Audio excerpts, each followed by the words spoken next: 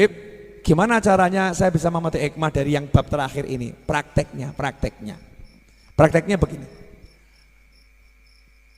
Jadi cahaya Nabi itu bisa SAW mendekatkan yang jauh, betul? Terus tembok jadi transparan, bahkan nggak ada temboknya ya, nggak ada temboknya, bukan lagi transparan. Kadang transparan kaca, kejeduk gitu ya. Ini nggak ada batasan, temboknya itu hilang tapi ada tapi hilang. Pelajaran di sini, kalau kamu dapat cahaya Nabi Muhammad SAW, maka jarak yang jauh dalam kehidupanmu akan jadi dekat. Rabi gak tekan-tekan, jauh pengen nikah kok nggak bisa. Kamu dapat cahaya Nabi, jadi klik, besok nikah, siap. Yang belum siap berarti belum dapat cahaya banyak. Yang dapat cahaya banyak ngomong, nggak nunggu besok Beb, kapan? Kalau sekarang ada, saya siap nikah. Ngeri, itu strategi saudara-saudara. Ini curhatnya pengen nikah terus soalnya. Lanjut, jauh jadi dekat. Kemudian tembok yang menghalangi. Kalau kamu punya cahaya Nabi SAW, maka semua yang menghalangi tidak akan hancur. Kerennya di situ, yang menghalangi tidak akan hancur, tapi tidak akan pernah jadi penghalang bagimu. Artinya apa? Cahaya Nabi tidak destruktif, tidak merusak. Musuh tidak akan jadi musuh, tidak akan mengganggu, tidak akan menghalangi. Kamu mampu melangkahi musuh tanpa musuh terluka olehmu. Keren saudara-saudara. Allahumma sholli alaihi. Terus caranya biar punya cahaya Nabi gimana? Gampang. Banyak caranya, tapi ada cara yang gampang. Innallaha wa malaikatahu yusalluna 'alan nabi ya ayyuhalladzina amanu sallu 'alaihi wa sallimu taslima. Allahumma shalli alaihi. Sesungguhnya Allah bersolawat pada Nabi, sesungguhnya malaikat bersolawat kepada Nabi. Baru Allah manggil, ya ayyuhalladzina amanu, hei yang beriman, kamu beriman enggak? Beriman. Kita beriman enggak? Beriman. Saya beriman enggak? Beriman. Berarti dipanggil atau enggak dipanggil? Dipanggil. Kalau dipanggil sama Allah, jawabnya apa? Labbaik wa sa'dik. Siap ya Allah. Ada apa ya Allah? Sallu alaihi wa sallimu taslima. Kalian salawat dan salam yang banyak sama Nabi Muhammad SAW, langsung mestinya siap. Allahumma sholli wa sallim alaihi. Betul? Ya, pertanyaan saya, nyatanya kita bersolawat dengan semangat dan banyak atau melempem? Ding ding ding ding ding ding. Yang manggil langsung, maaf. Ini perintah langsung Allah loh, nggak diwakilkan malaikat. Allah nggak ngutus malaikat, terus malaikatnya bilang sama Nabi, Nabi sampaikan ke umatmu, suruh sholawat sama kamu. Enggak loh, enggak. Artinya perintah ini langsung Allah yang turun tangan. Allah turun tangan langsung merintah. Makanya perintah di sini perintah wajib kata para ulama, wajib. Karena Allah langsung yang merintah, wajib. Cuman kewajibannya kapan? Itu beda pendapat ulama. Kalau Imam Syafi'i dalam sholat, dalam atahiyat akhir, ada mengatakan kewajibannya seumur hidup sekali. Berarti di luar kewajiban, sholawat itu sangat dianjurkan. Saya akan bahas bab penting ini. Dengarkan baik-baik, karena ini juga menjawab pertanyaan orang-orang yang bertanya, karena adanya share di WhatsApp ya, yang mengatakan sholawat untuk hajat, sholawat untuk mobil, sholawat untuk motor ya, itu adalah bid'ah, itu adalah dunia. Bahkan mengutip hadis innamal a'malu binniyat faman kanat hijratu ilallah wa rasulih, siapa hijrah untuk Allah dan Rasulnya, hijrahnya untuk Allah dan Rasulnya. Siapa hijrah untuk mengambil kenikmatan duniawi, maka hijrahnya untuk kenikmatan duniawi, enggak dapat Allah dan Rasulnya. Berarti kalau ada orang sholawatan niatnya untuk punya mobil, niatnya untuk punya rumah, berarti ini niatnya dunia, berarti dia enggak karena Allah Ta'ala. Ini WhatsApp yang enggak beres ini ya. Nah, enggak usah bingung, saya akan jawab malam hari juga, singkat tuntas insya Allah. Perlu enggak? Wani piro. Sampai kamu enggak share ini, awas ya, biar orang paham, karena banyak yang bingung ya. Bukan untuk muslim siapapun, tapi membuat orang yang bingung jadi nggak bingung, yang nggak paham jadi paham, biar orang nggak dalam bimbang. Sholawat itu yang merintah langsung Allah.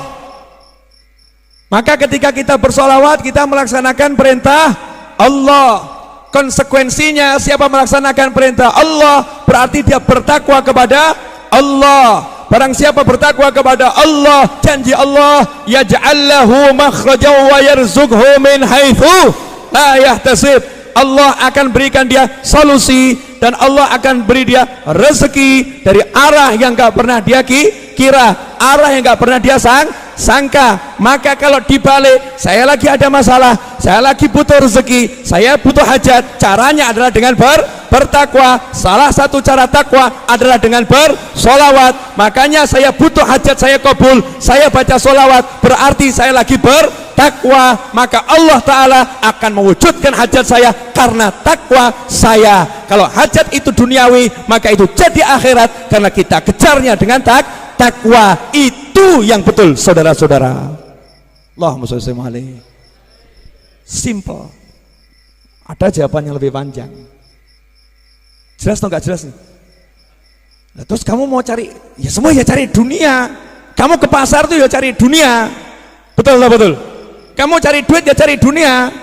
Tapi duitmu itu jadi akhirat karena kamu nyarinya dengan takwa. Kita pengen mobil, kita punya uang. Aku tidak akan andalkan uang. Kenapa? Aku pengen dengan takwa. Makanya mobil aku sholawatin. Biar apa? Aku andalkan takwaku pada Allah Subhanahu wa Ta'ala.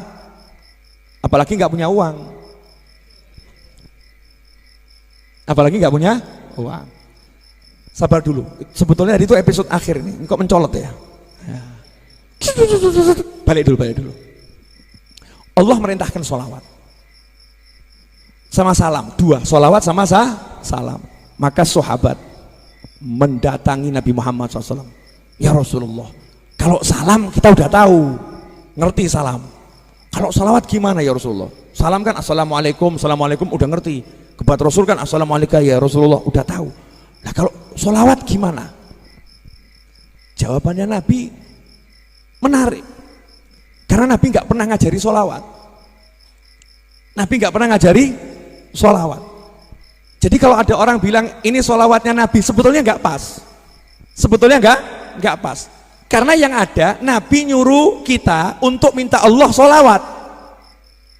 Minta Allah sholawat. Qulu, ucapkan Allahumma ya Allah sholli, tolong engkau sholawat sama Nabi. Ya Allah tolong engkau sholawat sama Nabi. Berarti Nabi bersolawat atau Nabi ngajari kita nyuruh Allah sholawat? Nabi ngajari kita nyuruh Allah sholawat. Pertanyaannya, yang nyuruh sholawat siapa? Allah. Yang disuruh siapa? Yang beriman. Betul? Kita disuruh. Lah kita disuruh, kenapa kita kok nyuruh Allah? Hei, yang beriman, sholawat sama Nabi loh ya. Saya udah sholawat sama Nabi dan terus sholawat sama Nabi. Malaikat saya sholawat sama Nabi. Kamu sholawat sama Nabi. Ya Allah, tolong kamu yang sholawat aja ya Allah. Ya Allah tolong kamu yang sholawat ya Allah. Ya Allah tolong kamu yang sholawat. Lah kapan kamu sholawatnya?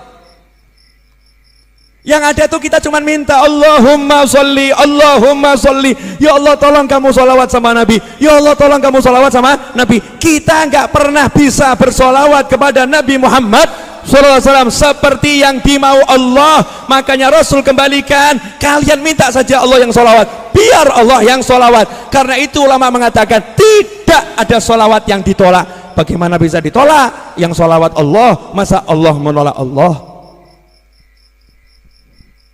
Paham enggak? Gak paham gak apa-apa. Belum waktunya paham sekarang.